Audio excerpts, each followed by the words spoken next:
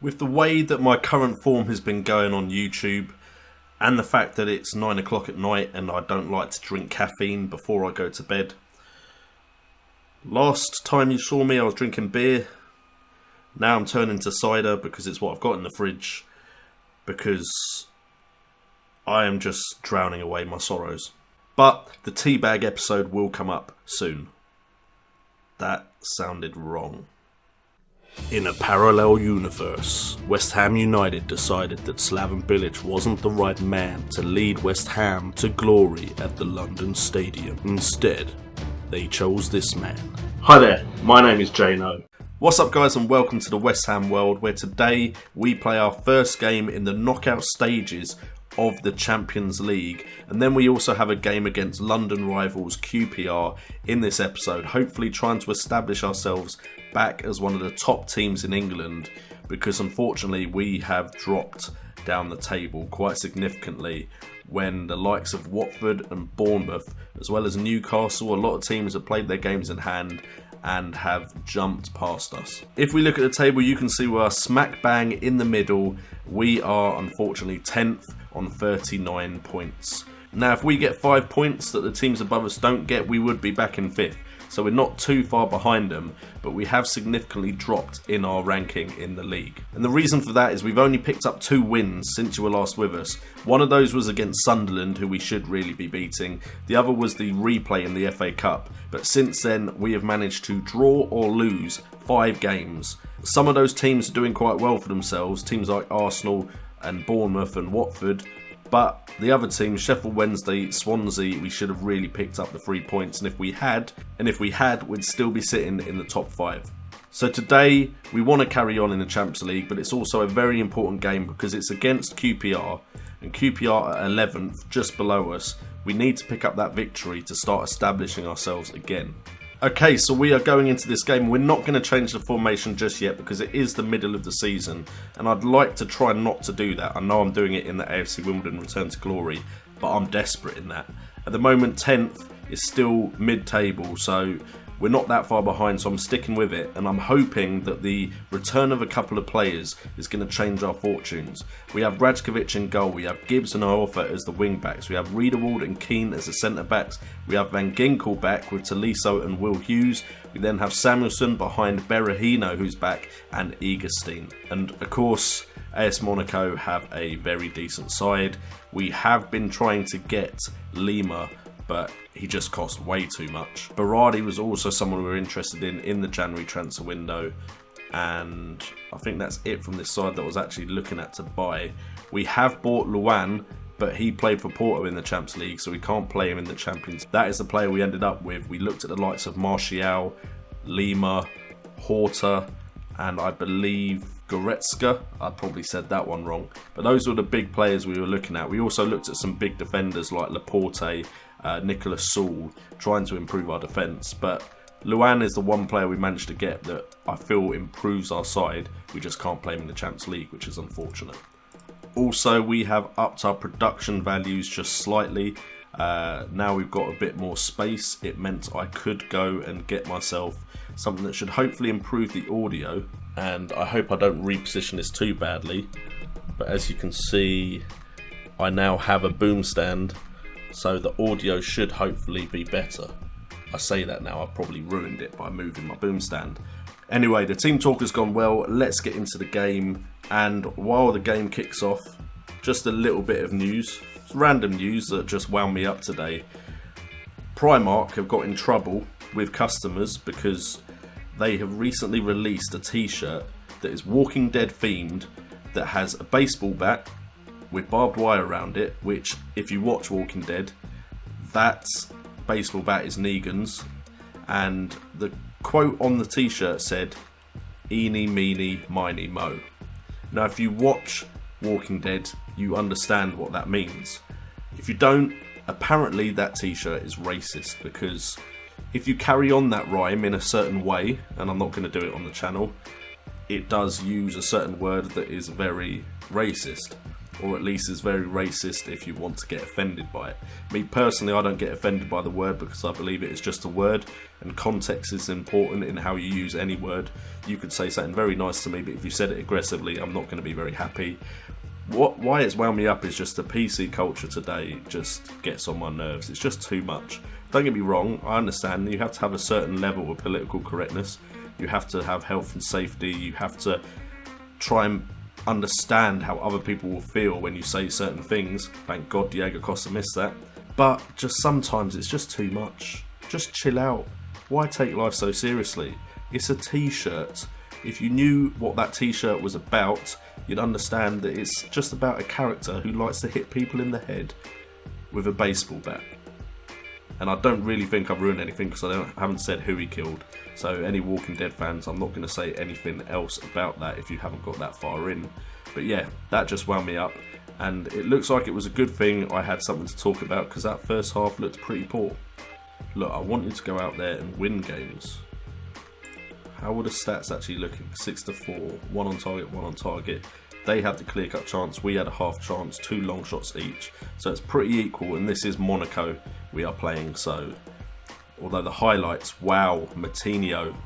I was going to say the highlights seem to be in their favour more, but when you have players that can score goals like that, you always have a chance of winning. I feel bad for the boys because there's not much you can do about a goal like that. Matinho just lines it up. Rajkovic probably thinks, I'm all cool. Oh, Rajkovic, you could have saved that. You were in position to save that. That is seriously disappointing. But we now have the ball outside their box. Will Hughes on fire. Passes it back to Tolisso, not that fire. Will Hughes still has the ball.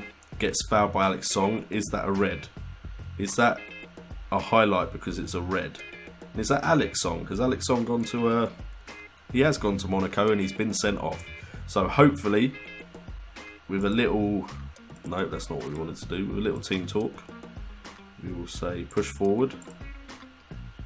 We're already a quite aggressive mentality. And then we will make a substitution when we get the chance. We now want to at least, because they have an away goal, so we need to score. Ideally, we need to score more than one in half an hour, but we do definitely need to score at least one. As Will Hughes brings the ball forward, plays it out wide to Iorfa. Byram is suspended for this game.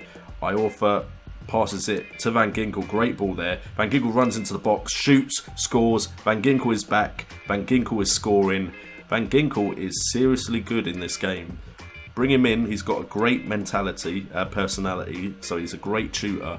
And he's a very solid technical midfielder. Left-footed shot there. I mean, the keeper could have done better, let's be fair. But the West Ham boys are happy to have Van Ginkel back. Van Ginkel doesn't have a chant yet, so if you can think of anything, let me know in the comments down below. And we can integrate that into some episodes, as we are going to bring on Mark Anderson as the shadow striker. And Tolisso will come off for Ozan Tufan. We'll tell him we have a bit of faith and hopefully we'll pick up another goal or two. Only 2 shots on target out of 11 is shocking though. I want them to get creative. And then I'm going to up control to attacking, and hopefully that won't bite me in the arse. But recently, any decision I make doesn't go the way I want. I'm now trying to score a goal, so I probably won't. When I tighten up, I'm trying to not concede a goal, and I usually do. So this probably won't go the way I want it to, as we will make another substitution. Strikers are not on form. None of them.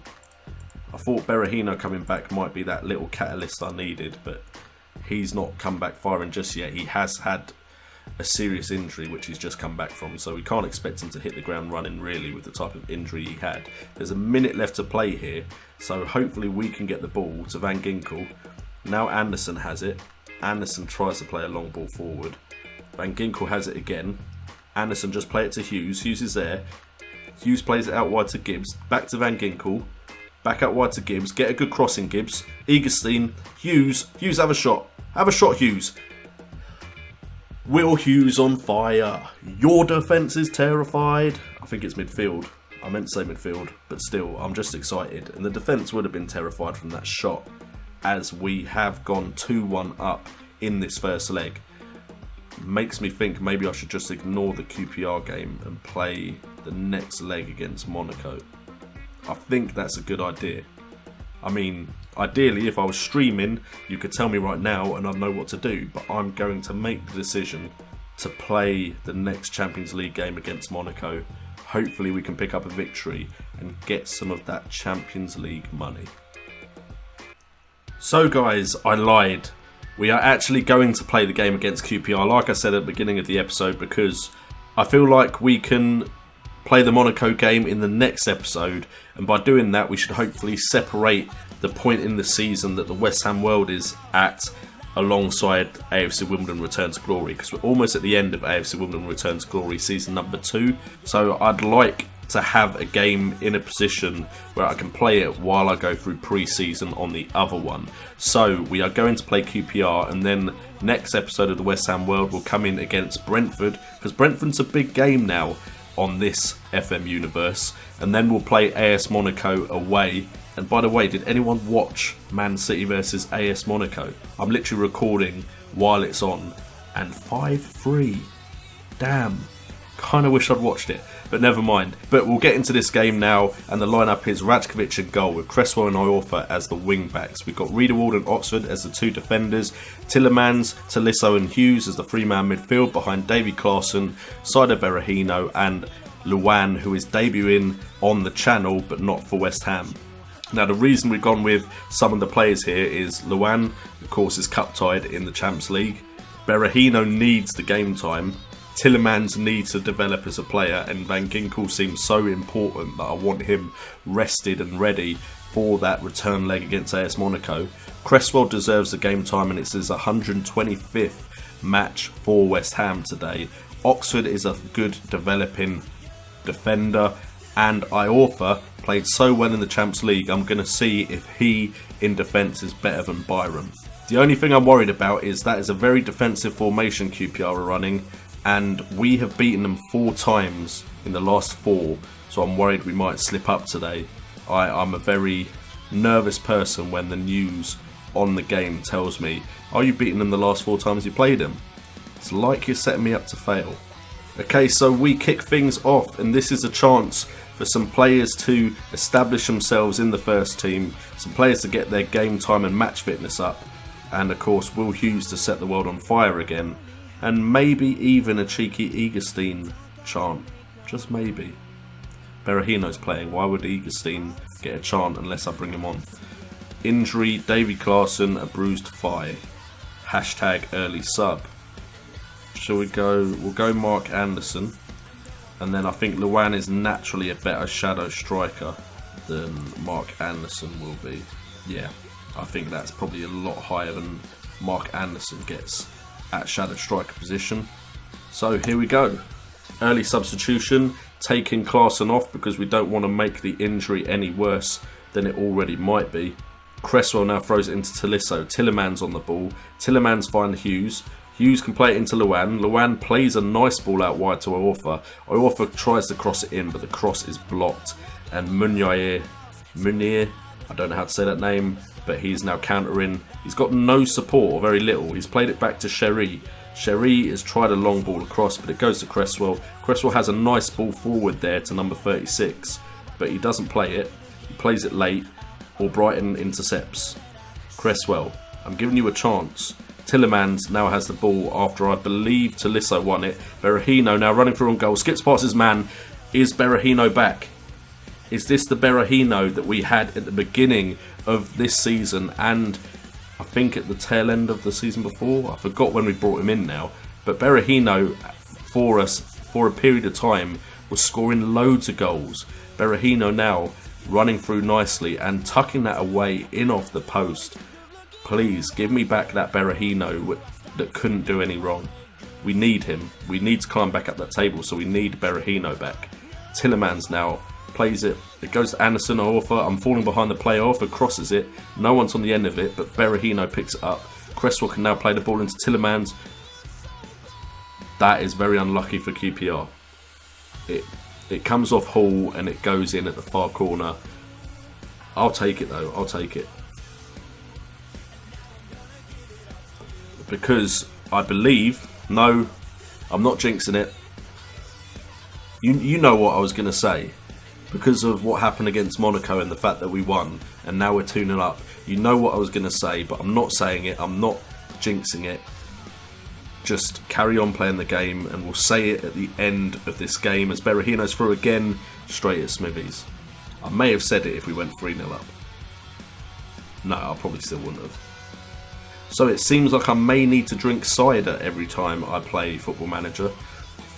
Because that Loki Doki... Oh, God, crap. Damn it. I think I may need something harder. We cannot keep a clean sheet. We just cannot. No matter what we do, a long throw in from Robinson, lovely QPR football. I don't know what that clearance was. Reece Oxford comes off of him. Rajkovic can't palm it wide. 2-1 going in at half time, which is a lot less comfortable than 2-1. Okay, so it is half time, and we will tell the boys we think there is room for improvement. We want to see a bit more. We want a more comfortable win against QPR, especially at home. And we've struggled to win at home recently, so a win here would be very good for morale. It's almost, well no, it's nowhere near as bad as West Ham's form at the London Stadium in real life, but it's slowly moving towards that. A lot of draws because we concede too many. And we also don't put enough of our chances away. I've had games where we've had 22 chances, only about 8 of them are long shots and we score 1. Okay, I think it's substitution time.